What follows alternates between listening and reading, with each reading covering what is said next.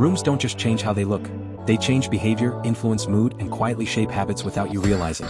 And this room is trying to support two completely opposite behaviors. I love this room for its high ceilings, openness, and overall simplicity. I also like that the desk faces the wall, which limits some of the visual distractions directly in front of the workspace. But then I noticed something interesting. This room has two very different purposes. On one side, it's a bedroom, a place meant for sleep, relaxation, recovery, and detaching from a busy day. But in that exact same environment, there's also a study area, a place meant for focus, productivity, and sometimes stressful work.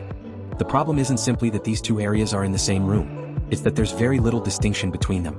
The environment gives you fewer clear cues separating when it's time to focus from when it's time to wind down.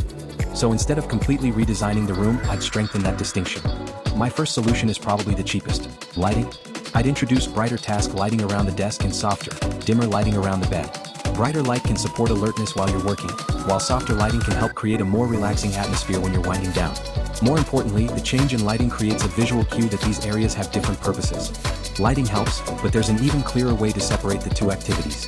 Obviously, building an entire wall would create a strong boundary, but it would also be expensive and take away from the openness that makes this room feel so good in the first place. Instead, I'd introduce a partial partition between the study and sleeping areas. A partition creates a physical and visual boundary without completely closing off the room. It can also reduce how visible the bed is while you're sitting at the desk, limiting one possible distraction while keeping the room feeling open and airy. So what actually changed?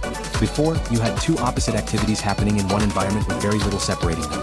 Afterward, the brighter task lighting defines the workspace, softer lighting defines the relaxation area, and the partition gives both sides a clearer physical boundary.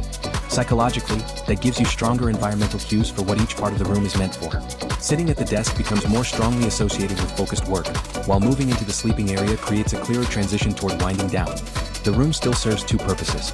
The difference is that now, those purposes don't have to compete as much. If your brain can read the room, your behavior can follow. Because a room doesn't just change how it looks, it changes how you behave.